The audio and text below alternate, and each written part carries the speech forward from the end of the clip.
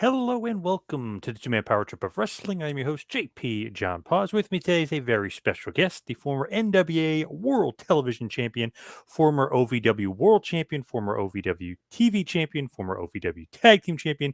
He is, of course, formerly known as Elijah Burke. He is the Pope. Pope, welcome to the Two Man Power Trip. How you doing? Wonderful, wonderful, wonderful. Thank you for having me aboard. I'm always going to be Elijah Burke, by the way. That's Post birth name, so I can't escape that. Yeah, that's true. But all is well in the hood, as I like to say. Everything is good, and I'm just blessed to be here and have one more opportunity to speak with someone like you about the world of professional wrestling. Nice, good stuff. Before we kind of get into the wrestling stuff, what's going on with the Love Alive charity and kind of everything you're doing over there?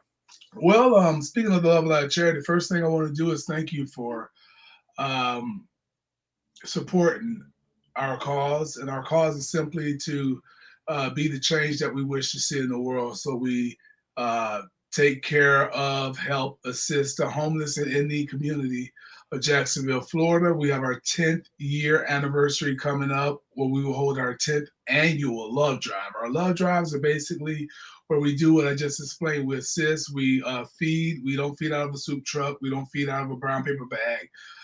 We feed them directly out of Burger King, hot burgers, hot sandwiches, chicken sandwiches, whatever. Okay, then we have a slew of other things that we provide them with. We provide them with clothes, shoes, new items as well, not just donated clothes, which we do accept. We have book bags filled with the necessary tools for kids to achieve academic success to help them. And then we also have hygiene products, blankets for those that are on the street, and the list goes on and on. So it's something that I've taken much pride in since its establishment in 2011, and we're still kicking, we're still chugging along. I like to refer to it as the mom and pop organization. We're not funded by the government nor the city. Yep. We've been funded directly out of Pope's pocket and those who believe in this cause. So I thank you again, and if there's anybody that listening to this right now that wish to support our cause, you can visit love-alive.org. Okay, and there's a donate tab up there, and I always tell people $1 makes a difference. It don't matter, but $1 does make a difference. We spend more than that on the value meal, and we don't even finish the value meal. That's how Post Love Alive Charity started. So again, guys, love-alive.org. You can learn about it. You can read up on it. You can meet the board members. We're 501c3 certified through the state of Tallahassee. You can also go to the Love Alive Charities Facebook page under that name, the Love Alive Charity, as well as the Love Alive Charity on Instagram. And you can follow us there and stay updated. Very cool. How'd you kind of get started doing that? That's, I mean, that's great. Awesome job, like doing that with the community and everything else. Well, it simply started as from a value meal. It started from somebody going up at McDonald's. I was having a conversation with a family member. Someone stopped at McDonald's, pulled to the trash can, threw a bag in, and while I was talking to that family member, I saw a homeless man walk up and open the trash and retrieve whatever was edible out of that bag. And it was that moment um, that initiated the process. However, growing up in the community of Jacksonville, Florida, we've always had a homeless problem. So, being a young kid, going to the grocery store, mom, sends you to get a box of cereal for your siblings, and there's homeless people outside asking a 9, 10 year old kid for change. And that was something that I became very used and familiar to. And I always said that if I had a chance to give back, to make a difference, not necessarily to give back, but just to make a difference, that I would do that. Very cool. Very good stuff there. So, what's going on with you and the NWA? What's the latest from the NWA? I don't know. You tell me. We just finished Kentucky's By Any Means Necessary on the state lines of Tennessee. Got some big stuff going on there, obviously. It was a big event, well received by that community of Oak Grove, Kentucky. And that's going to air and probably have aired past this or since this podcast. But nonetheless, we're chugging along. We're moving towards Hard Times 2, which is going to be on December the 3rd or December the 4th. And out of the GVP studios in Atlanta, Georgia. So Pope's chugging along. I got the direct deposit in my back pocket, and for that to cash in for that NWA World Title shot. And right now we're just sitting back, we're just watching and waiting and letting Trevor do his thing and enjoy the moment. Just talked to him not that long ago. He seems like loving life as the NWA World Champion. You know, following in Harley Race's footsteps there, big time. As he should, as he should. With NWA, how often do you guys tape? It feels like sometimes you guys are like taping a bunch all at once, and then sometimes it seems scattered. Do you guys tape more often than I'm realizing? Well, yeah, COVID slowed it down. Obviously, COVID brought a business change to everyone in the business, so the format just changed up. But now, since everything is kind of with the vaccinations and people becoming inoculated or whatnot, and you having your inoculated, vaccinated, whatever, but you got people that are becoming more aware of the rules of how to protect themselves and each other. So now we're getting back out and we're doing a lot. You know, we're going to be doing more tapings on the road as well as just the studio. What do you think of the NWA just as a whole? Because to me, it's like you might be, which is crazy to think this because you're not small at all, but you may be one of the smaller guys in the NWA. I feel like they're very old school in the sense where it's the guys look like wrestlers. You know what I mean? You guys all look like pro wrestlers. Not to say anything bad about some other leagues, but I've seen some guys who are really, really small. I'm like, man, not what I'm used to as like an older fan or whatever, middle-aged wrestling fan. You know, I'm not really used to like, oh, this small guy doesn't look like what I grew up with like as a wrestler. Everybody in the NWA looks like a wrestler. And it's crazy to think you might be one of the smaller guys, which is nuts. Well, I think it's called variety. And as long as you have variety in any type of profession, then you're creating a opportunity to be successful, to do your company and its consumers. You open the door to more possibilities because of variety. You got Tyrus tipping the scales at 400 pounds. You know, you got Bram at 260 and all of that. So yeah, and then we have the smaller guys like the Carino and the Sal Renaro and so forth. But variety is good. Nobody wants one thing. If you have just one set of talent that all look alike, act alike, wrestle alike, then it's just not as entertaining as you pointed out about the way it should be and the way it was. So. Yeah, I talked to Billy not that long ago either, and his like mindset is very old school in a certain sense. Obviously, you mix the old school with the new school, but he likes guys that they look like they're wrestlers. It's like that old school mentality. Like, would you rather walk on the side of the street of the Pope or like Marco Stunt? Obviously, you know what I mean. Like, it's like that old school mentality as a fan. I liked it. Do you like more of like being like an old school kind of guy? I know you obviously you came from Rip and like OVW for a while, but are you more old school? I believe I would consider myself to be more old school, being that I grew up on NWA. Yeah. So I got a chance to witness all type of athletes. Obviously, Dusty Rhodes was 300-pound white man, and look what he was able to do. And you had so many different guys there. But here's the one thing about it. You look at Abdullah the Butcher, and almost nearly 400 pounds. But wasn't nobody going to mess with Abdullah the Butcher, whether he was in the alley, in a bar, in the airport. No one's going to attempt. And that's the respect level that the wrestlers accrued back then. Today, as you have pointed out in your own way, that's for a lot of fans and a lot of those who see what we do, it's just not there. Were you always a wrestling fan growing up? Uh, Brother, I wouldn't be in this business if I wasn't.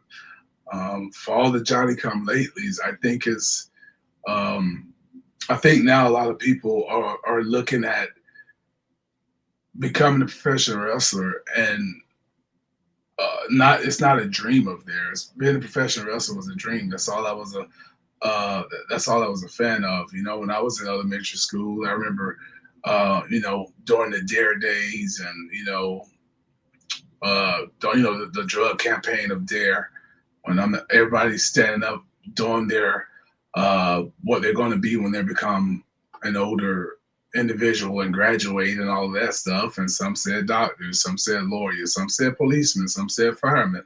I said wrestler, and I was laughed at, but that was my dream. I don't. A lot of guys aren't dreaming. They just see this opportunity now to be on TV or to possibly become a star. It's not something that they necessarily, dreamed about. But Could be famous, maybe move on to the movies, something. right, Yeah, for right. sure. Who were some of your favorites? You mentioned Dusty. Who were some of your favorites growing up? Dusty, Flair, Steve, Nikita, Magnum. Um, Obviously, most of the Horsemen. Um, and then the Ron Simmons, Booker T, and Harlem Heat. Um, so I had a fair share. I was more of an NWA guy. Obviously, everybody loved Hogan. Everybody loved the Warrior. Everybody loved Macho Man as well. But those were and Jake the Snake, Arn Anderson. As far as psychology, mentality goes, yeah, those guys that work. So those guys are certainly up there with the rest of them. Cream of the crop, the best of the best. Just Yeah. getting back to the NWA nowadays, what do you think of Billy and his vision and kind of where you guys are as far as the NWA right now? Well, without a vision, you'll perish. And obviously, Billy has a vision. Billy is the one man that's in charge, and we go with that. So we support Billy and his vision, and we all hop on board. We have to be on board together, regardless of any personal likes or dislikes. We just kind of, and obviously we're appreciative because of Billy's vision and the way he's handled the business of the NWA. He's been able to maintain it, uh, even though there's a brief layoff of the when the COVID hit, we had to stop taping, but he found a way to keep the interest of the NWA going, and so I think what Billy's doing is a great job. Obviously, there's a lot of inclusiveness there as well with Billy, and the number one thing for Pope is it's go be Pope. And Billy supports Pope being Pope. There's no, I don't. There's no script and there's no writing. There's no just go be Pope. Do you like that a lot better? Because they always say like the WWE method, the script, you got to read it right off the paper. Billy is much more like here's the podium or here's the mic, go get it. Maybe he gives you a bullet point or two, but I mean it's really you're on your own to get over. Yeah, I think that's always going to be the best. I didn't have to worry about that too much in WWE either because Dusty Rhodes was my guy. He was the one that took all of my stuff. He was my producer, agent, however you want to call it. So didn't have to worry about that too much. Just hit the bullet points, and I said what I said, how I wanted to say it, the way I wanted to say it, and that's kind of where we're at today. Is no one will ever. Problem is, if you're not a talker, you'll never be a talker. I don't care if you're trying to read a script or not. You can't take somebody and put them on commentary and expect them to be a commentator if they don't know how to. If they've never been one, they're not a good talker. They never will be. And so a lot of that just comes from the person and their personality. How come it comes so natural to you? You're just like a smooth talker. Even very early on in the business, just it just comes easy to you, just comes natural. You just kind of rolls off the tongue. Hey, well, pretty much. There's something that they refer to in the business as it, and some people have it, and some people don't. It's not something that can be taught. It's not something that can necessarily be learned. You might get close to it, but to be uncomfortable with it. But there's either you just have it or you don't. And a lot of guys that come before me, they had the gift of gab, whether that's Dusty, whether that's Flair, uh, whether that's Macho or Hogan, whether it was Arn or Jake. Notice all the guys that I named as being the great ones. They were also great talkers. So either those guys, and I'm pretty sure they didn't have to. Muhammad Ali, he was just gifted. It's one of those things, man. They know what to say. And even like Arn and Jake, they don't necessarily yell or anything, but just the way they say it and kind of the way that they're coming off. I mean, even Arn still to this day is still great at it. Right. I mean, I love watching him on I feel like maybe they should use him more, but even today he didn't yell or scream or curse. He's just Arn and he says something very profound usually. Hmm. And that's Arn Anderson for you. And anytime you need a good promo, certainly you can go to Arn. I feel like with you being the TV champion or former TV champion of the NWA, you got to be thinking Arn had that very similar same belt that he was holding. I mean, that's got to be a good feeling, right? Former TV champion, just like some of your heroes. Well, yeah, to have that and to hold that after those guys and to be the sixth longest all time, um, the longest of the modern era, obviously, but to be on that list and to have a 290-day reign to come right behind, Paul Jones, Tully Blanchard, Arn Anderson, Mike Rotundo, and I think Steve Austin. Those are great names to top five names to be above you. That's them. So it's a great honor. Sometimes the guys always say like, "Oh, the title's a prop, it doesn't mean anything." But to me, I think it does mean something to the guys. I don't think that's necessarily true about it being a prop or being used as a storyline thing. I mean, I think it's much more to the wrestlers, right? Like to win a title, especially one with significance and history behind it. But I think every title, every championship, whether that's NBA, NFL, they're all props, aren't they?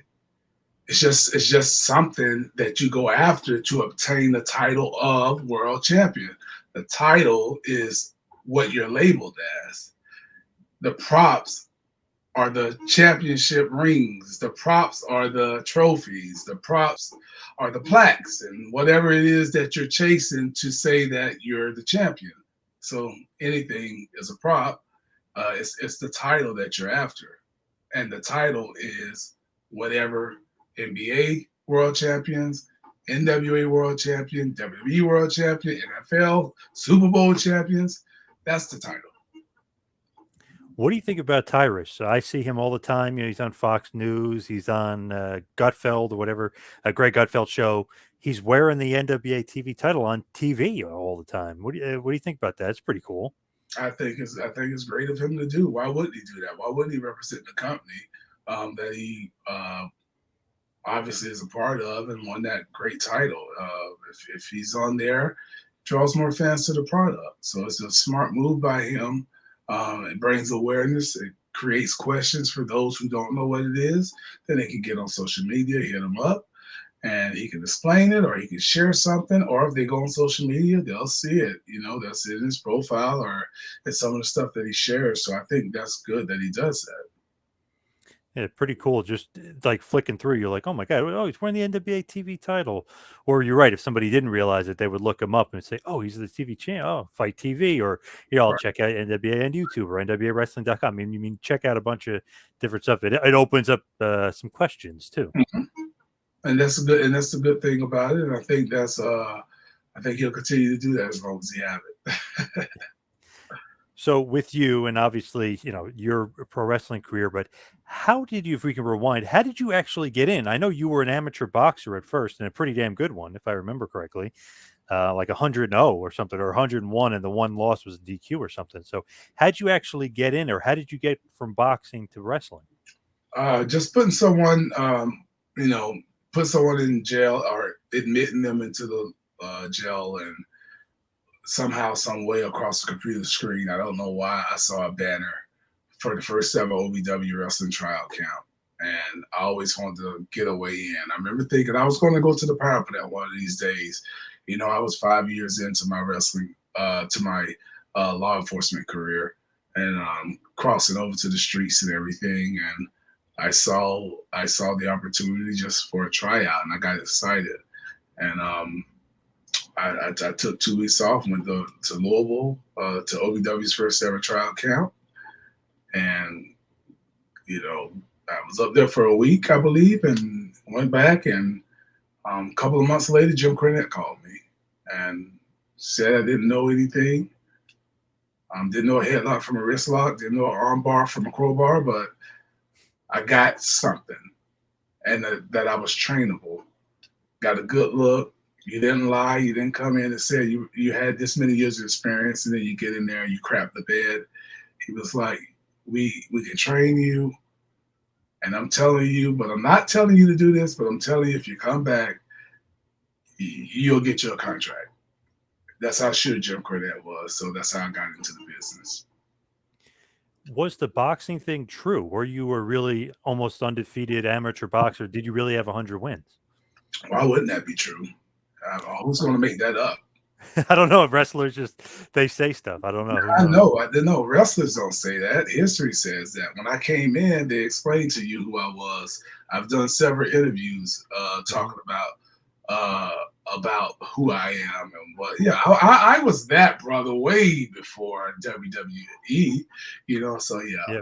So nah, that's true. So with Cornette, like, what was your feeling on him? Everyone says he's a polarizing figure, this and that, but it seems like you guys kind of hit it off right away. Yeah, well, why wouldn't I mean Jim Cornette is Jim Cornette even to this day. So I have nothing but love for Jim Cornette. I've never had a bad word with him.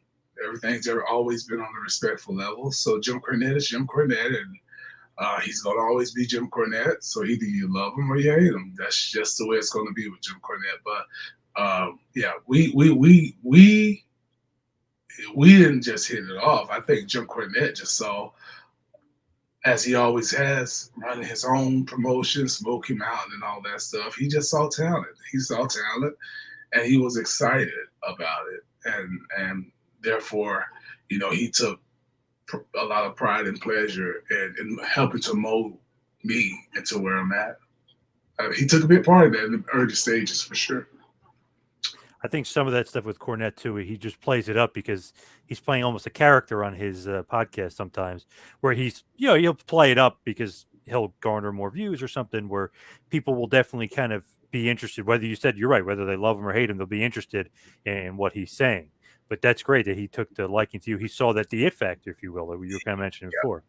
Yeah, I don't think there's no. I don't know necessarily what you're referring to, but I don't. Jim Cornette is Jim Cornette. And everything Jim Cornette says, Jim Cornette means. Hmm. That's Jim Cornette. He's the same way that he's always been, as far as I'm concerned. Whether he's saying stuff people like or whether he's saying stuff people don't like, Jim Cornette has never been his tongue. Since when has Jim Cornette not been an outspoken character, as you just said? That's Jim Cornette. That's not just a character. That's Jim Cornette. Right, I gotcha. I feel like with Cornette, though, you're right. His like as far as scouting talent, he bringing in all those great guys to OVW. Add yourself to the list. He's been spot on with a ton of those guys. Bring Cena, Batista, and so on. Was Rip always the trainer for you when you got in there? Like, who did the actual training part when they actually put you in the ring? I mean, Rip was very hands-on, but he wasn't necessarily. There was like three levels. There's three phases. You got the beginners, intermediate, which is Rips, and then you had the contract class. So you had to go through that process. And so while you have once you graduate from basic training, then you go on to Rips, and now Rip is about teaching you your holds. Sometimes you train with Rip and you never get in the ring. You're on the floor. And Really? And that would probably benefit a lot of guys today who don't know how to chain wrestle. You get on the floor, you work a hold, and then he says switch, and you work a hold, and then he says switch, and now whatever hold you was working before, you don't go back to it. You go to a different one, and then you say switch, and then you go back to. So it's methodical. And teaching, he had a way in teaching you, and very grateful for it too, because I can get in the ring today and wrestle with someone, wrestle for 3 minutes or however long I want to, and never disconnect. And by disconnect, I mean losing a grip, letting your hands loose, stay connected to them the whole time. You won't see that much because nobody really wrestle anymore. That is true. The chain wrestling and stuff, it should be there. Rip, Yeah, it's not there. You yeah, might get an armbar go behind, and after that, it's all running in spots.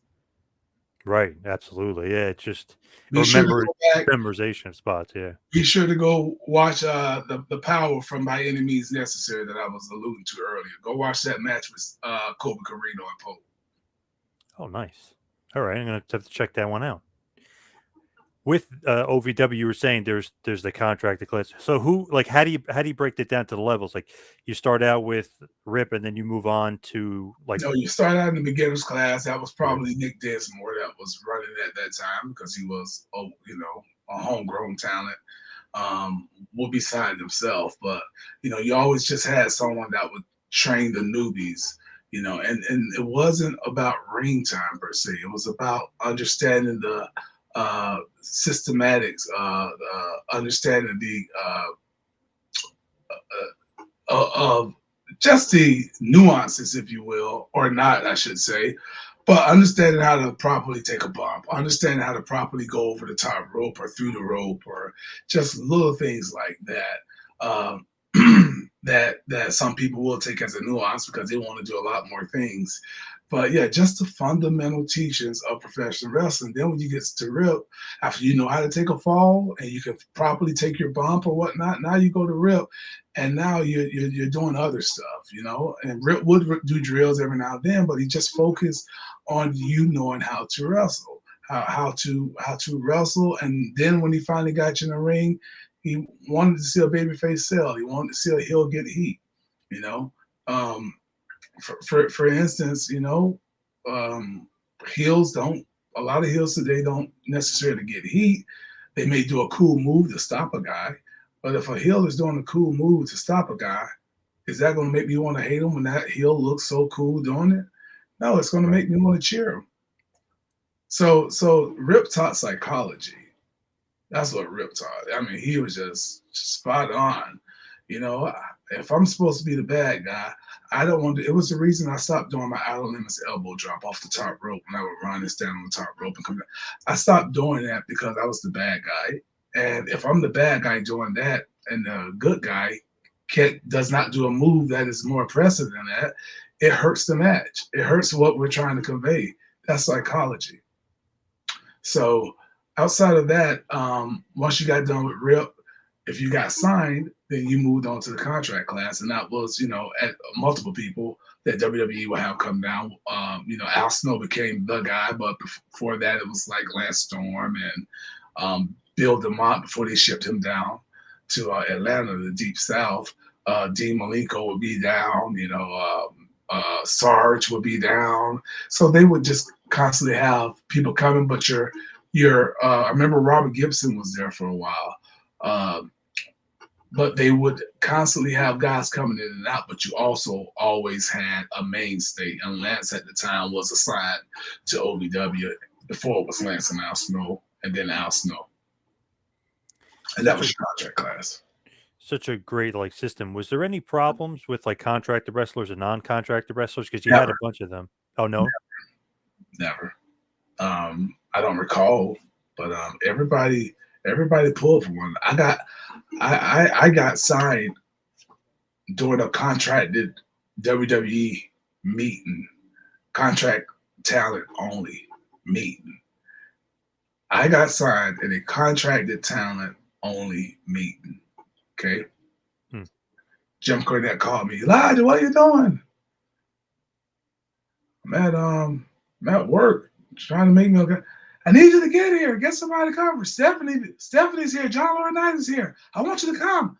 I want you to cut a promo. I get there.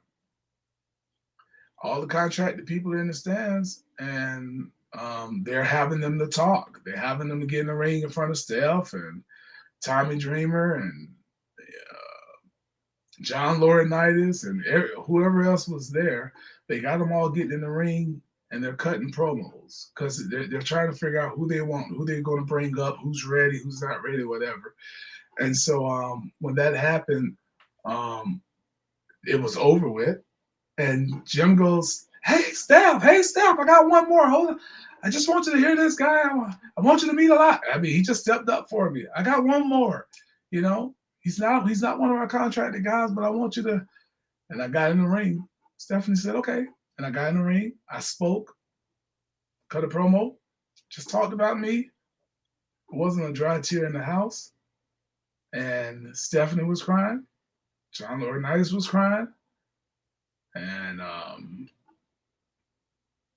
week or two later, Tommy Dreamer sent me my contract. Wow, awesome. What did you say that was got everybody I, so I, emotional? I don't. I just told my story. That's all. Too long too long Right. to Okay. share. But I just talked about me and my story, my dreams and my aspirations, and what brought me there. That's it. Pretty powerful stuff though. With Johnny Ace and Stephanie and everybody, you're getting emotional over it. Pretty awesome. Kid, you made me cry. Yeah, yeah. So it's one of those things. I mean, so to your question again, no, everybody pulled for everybody for the most part. You know, if somebody got stepped out of line or didn't understand proper protocol, they were put in line. You know, put in place. We had locker room leaders. You know, so guys would talk to one another, or and handle business as need be. But there was never any animosity to the extent of some guys did stupid things, but that's everywhere. But it was a tight ship. The boys policed the boys. You had a great run though. Think about it. OVW Triple Crown champion. You like you mentioned, you didn't know anything going in, and then all of a sudden you're the Triple Crown champion. You get a contract. I mean, that's a pretty damn good run you had there.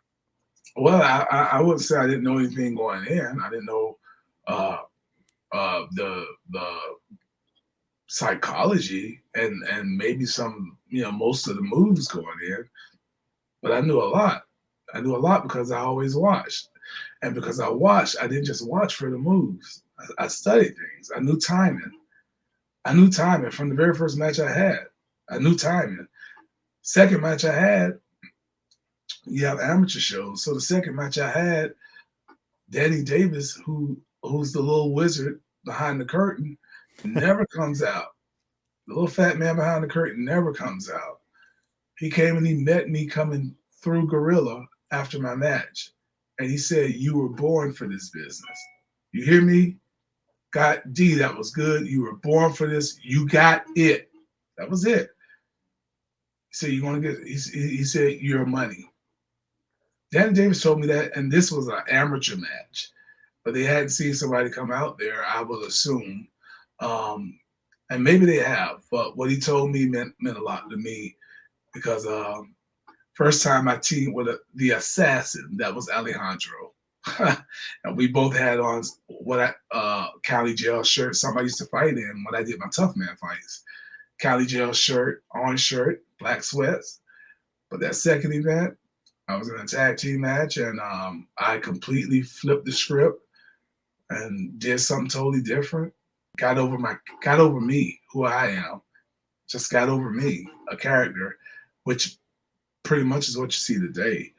And he just got up, and everybody just stopped what they were doing because here comes the wizard. And he said, "You were born for this business." And I'm forever grateful to Danny Davis and Jim Cornette because they believed in me, and the rest is history. They saw something and they said, you're a natural. At that point, so they saw that it factor again, that mysterious it factor. They saw that in you. Indeed.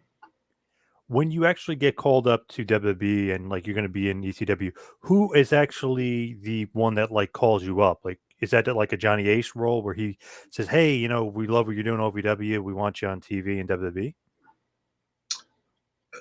No, I think it was a creative process. And yeah, it was a creative process. And Court Bauer was the one that called me from creative and told me that I was coming up and what I was coming up to do. So immediately they say, they're probably going to put you. I think it was with Sylvester Turkai right away.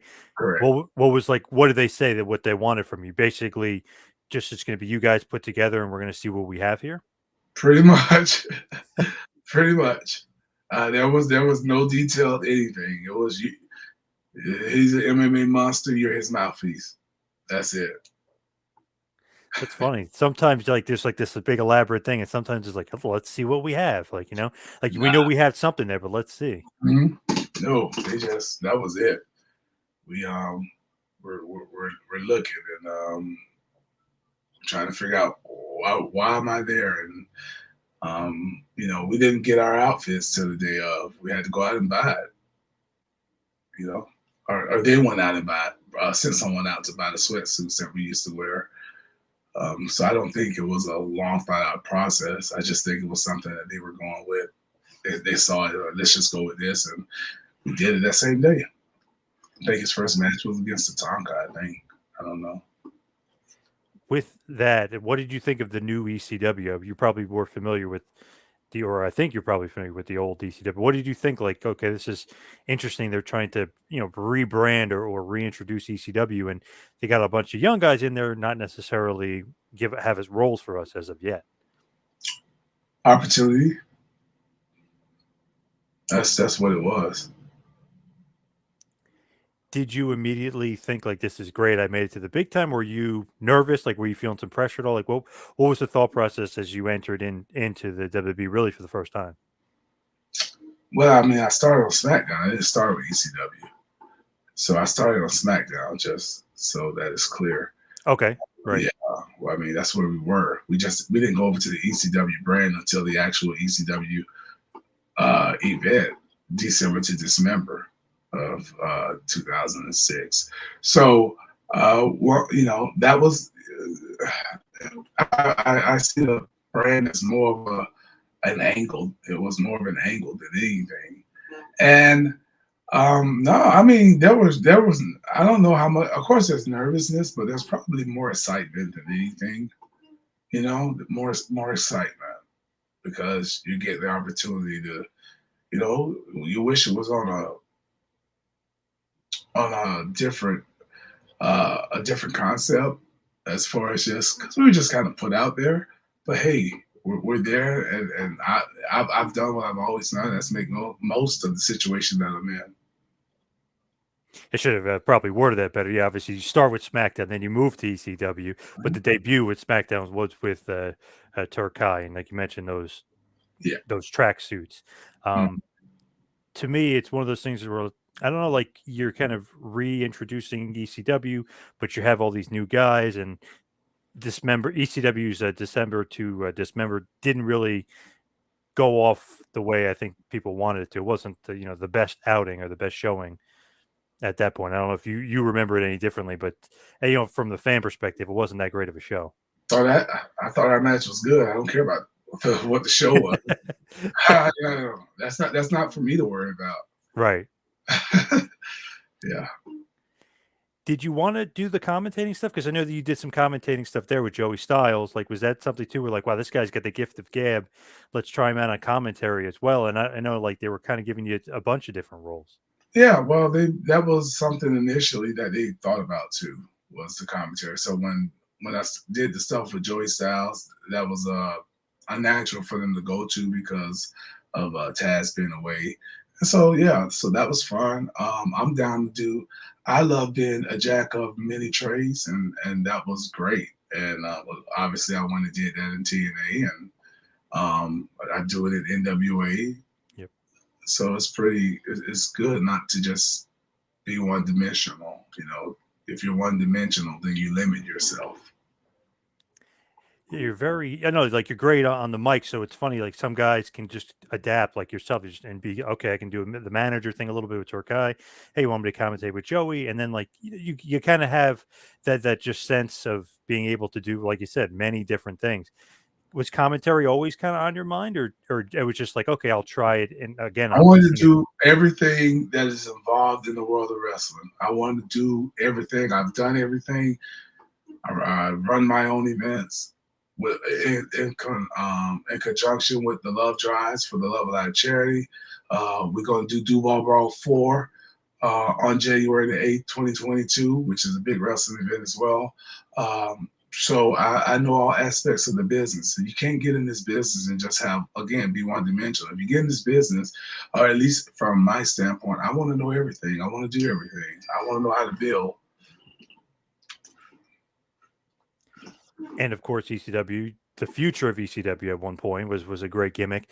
They had the new breed with you guys, which I thought was a good idea to kind of go up against some of some of the old guard there. Did Mhm. you like that? Because it was something like, wow, you're really going to give you guys a chance and kind of give you guys a name because you're going up against the RVDs and the Sabus of the world, and you and Corvan and Thorne, and you're going to take them, and Striker, you're going to take them out a part of the new breed. Did you like that angle? Oh, it was great. It was a great angle. It was a great time. Those guys were very giving, and they were very professional, and they were helping, as much as they can. Certainly, Dreamer from a teaching standpoint, on the job training. So I love working all those guys. It was good. WrestleMania 23 match was good, but the rematch afterwards on ECW TV, I think, was even better. It was a real kind of launching point for you guys, I felt like, or could have been. Yeah, the 23 match got cut down to the time, but we got the time back on the ECW that followed, and it was a great. Again, we knew what we were able to do. We just weren't allowed to do it at WrestleMania, so we got great TV out of it. It was great. The second match was great, and it really kind of showcased everybody. I feel like you got more time and really got to showcase the group. Was that like kind of a breakout point for you? You think there, as far as like being able to kind of break out from the mold? I don't. I mean, I wouldn't. I wouldn't say that. I can't say that. I think that's up to you. That's up to everybody's own opinion on when a breakout happens or if there a changing moment. I mean, I did nothing different. So Benoit, Chris Benoit, you had basically his last ever match, and it seemed to me, obviously, who the heck knows what the people are thinking, but what do you think looking back? Like you had Chris Benoit's last ever match. Um, an honor and a curse at the same time. Explain what do you mean by that? Well, hell, I'm in the ring with Chris Benoit. That's an honor. Right. He was one of the greatest to ever do it. He'll always be one of the greatest to ever do it. It's a curse because I'm the last man that wrestled Chris Benoit. So I'm always going to be associated as the last guy that wrestled Chris Benoit. So that's what I mean. And I'm always going to be questioned about Chris Benoit and being his last opponent. Nobody asked how the match was. They just asked, what was it? How do you feel being his last opponent? Nobody talk about the match. That's the curse. Let's talk about the match, if you don't mind. What do you think about it? I mean, he's definitely one of the best ever to me, easily.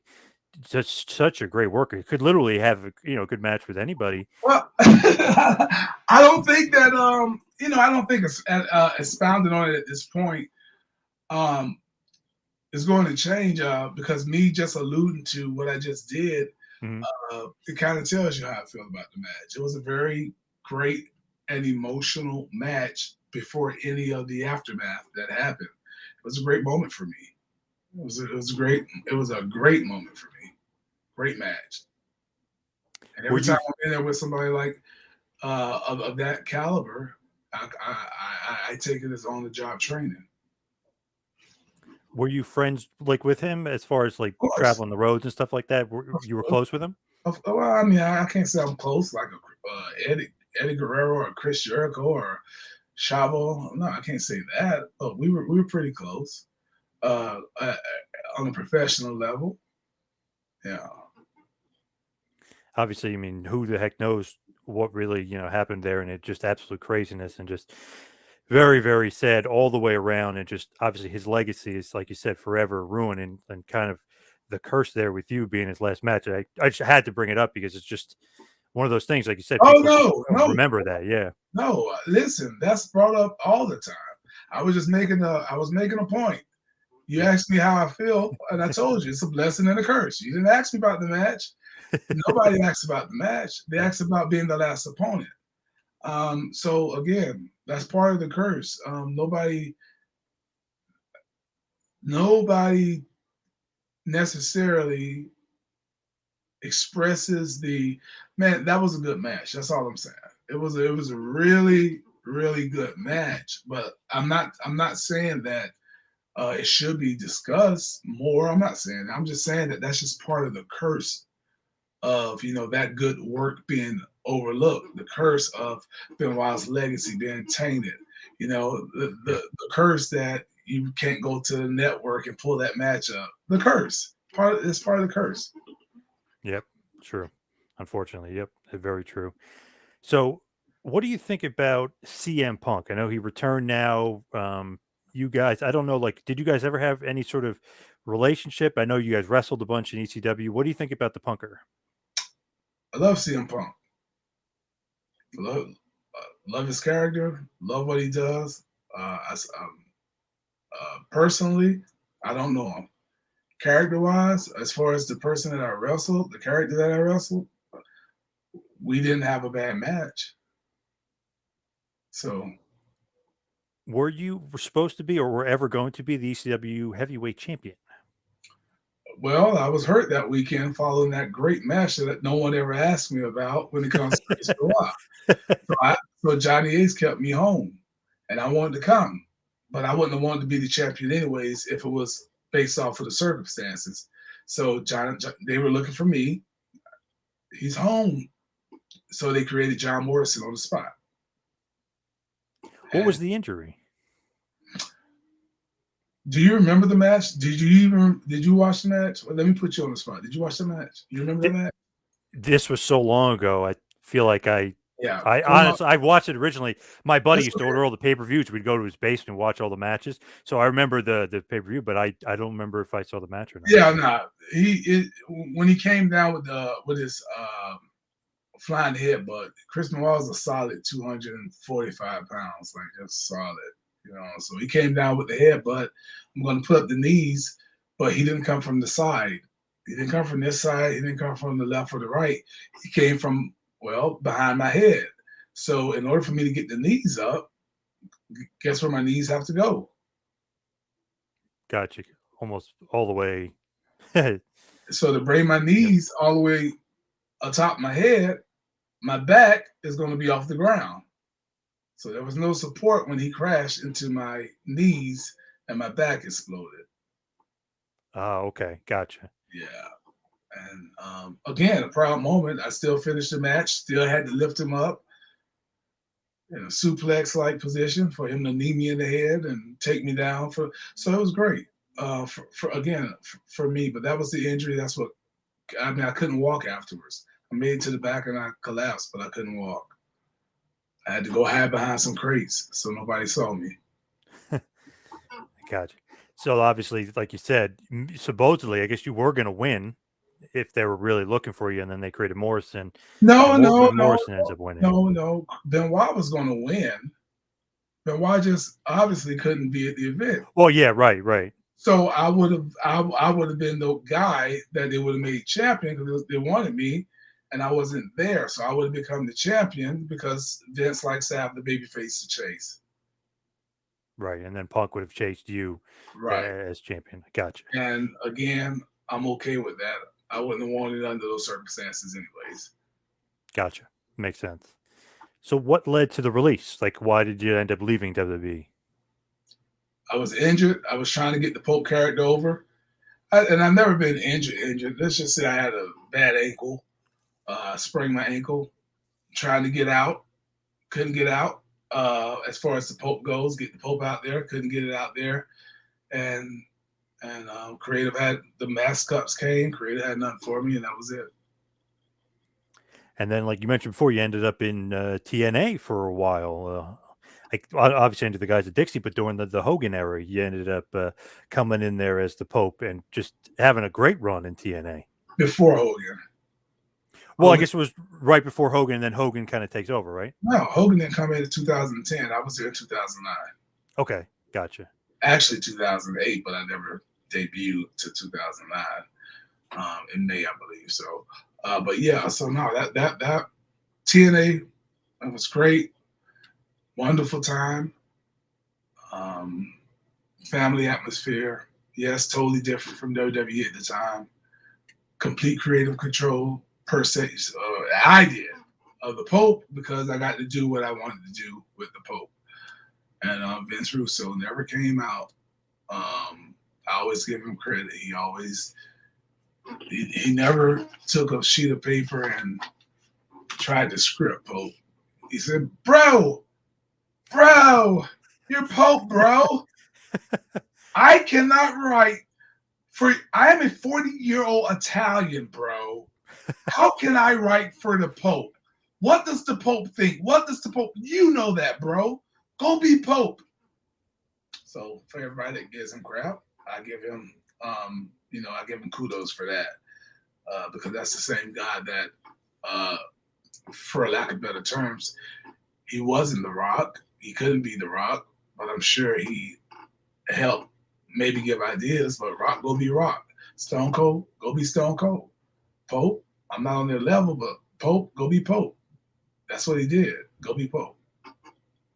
That's kind of like the genius of it, right? I mean, it's when to step back and say, "Hey, I can't Right, give this guy a script," right? I mean, that's like the genius of it a little bit, where it's like you got to collaborate, but you can't tell the guy exactly what to say. Wouldn't be their character. right. So with him, you guys obviously had a pretty good relationship, you and Vince Russo. I mean, again, professional relationship. Yeah, it was good. I can't think of one time that it wasn't. Pretty good run, if I remember it correctly in TNA. I mean, Kurt Angle, a Sting, a Abyss, a team with Nash a little bit. I mean, you had a Samoa Joe. I mean, you had a really good run in TNA back then. Yeah, again, um, gonna have rough patches anywhere you go, but I look back on my time in TNA as being um, very positive. With like the TNA and everything that happened there, and as you start to go forward, I mean, they had you almost be like the commissioner role. Then you said when you came back, you did the commentary role. You'd like to do a bunch of different things. It's one of those things where they kind of want you to do all that stuff, or is it you wanting, like you said before, wanting to do the different roles and any opportunity they give you, you want to do? Yeah, when opportunity comes, you seize it. So yeah, um, opportunity was just there, and I'm not going to back down from it. Every new opportunity is your next greatest challenge, and I look forward to my next greatest challenge. I feel like you and Josh Matthews had some pretty good chemistry as far as just like a commentary team. Like we Yeah, didn't expect it, but it was like, wow, look at this Pope and yeah, Josh Matthews out of nowhere. They're a great team yeah, together. yeah. That kind of just worked itself out. Josh helped me greatly in the beginning but all of my job was just to get over the talent, and by me being a talent, I knew how to get over other people and verbally. So that's why Mancho was great. That's why Mr. Perfect was better. That's why Bobby Heenan was the greatest. Yep. And the list goes on. So as we head towards the finish here, head towards the wind down, what's next for you? Like what else you go? I know you kind of briefly mentioned before, but what are you up to next? What's in store NWA for the Pope? World Heavyweight Championship. That's next. Yeah, that is next. I got a couple of shows.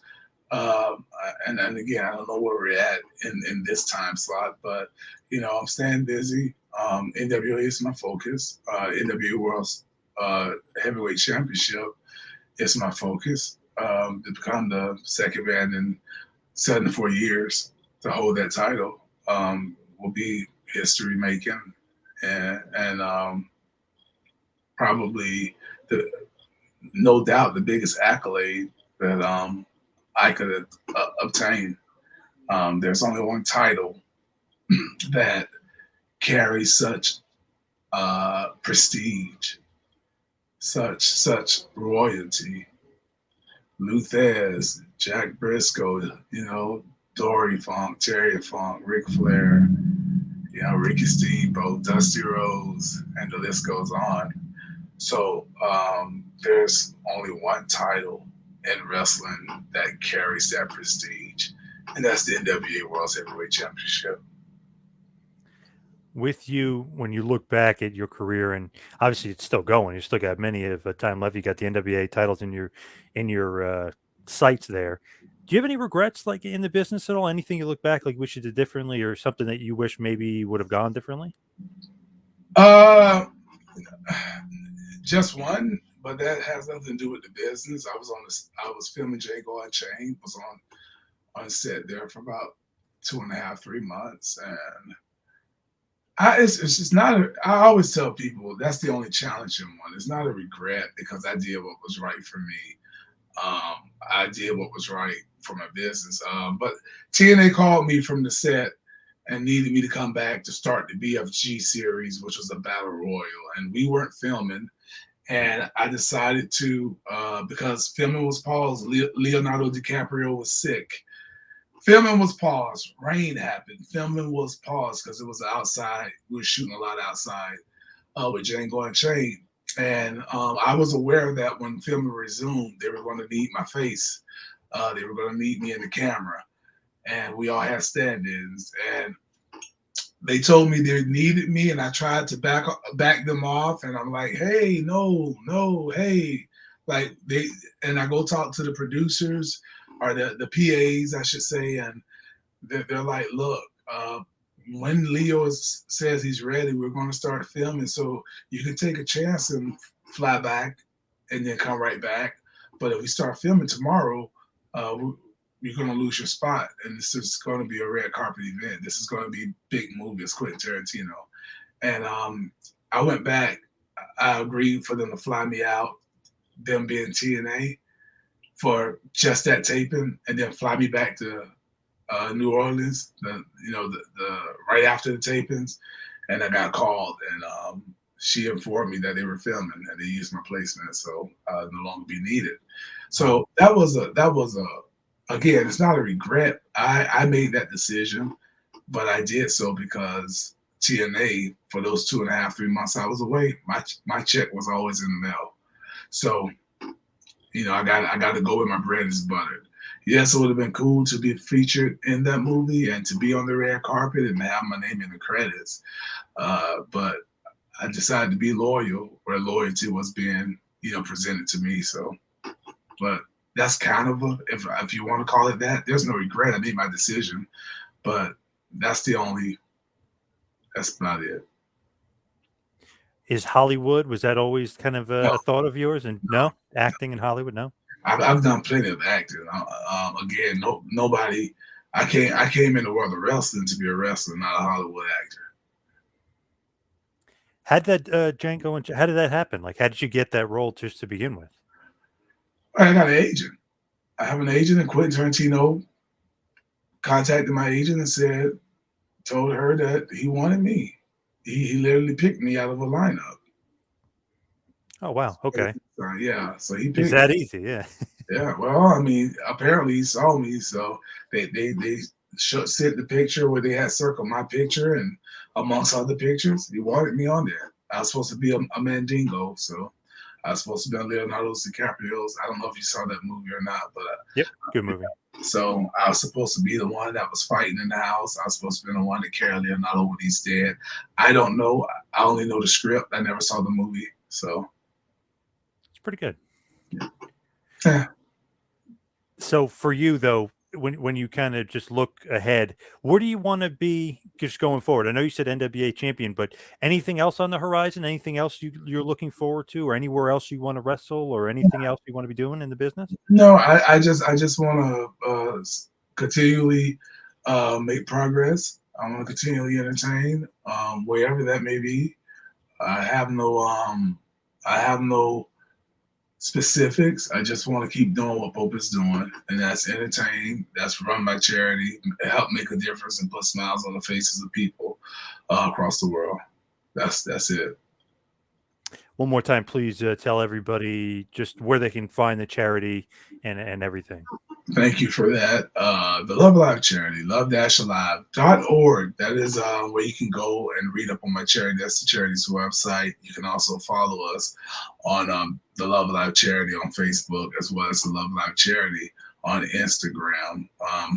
Again, our 10th annual event is coming up, and it is going to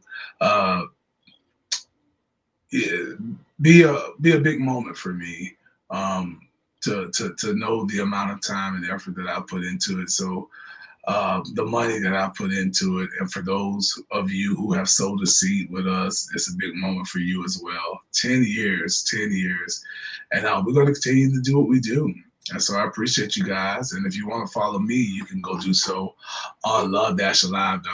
Look at me, love-alive.org. You can go follow me at the Black Pope.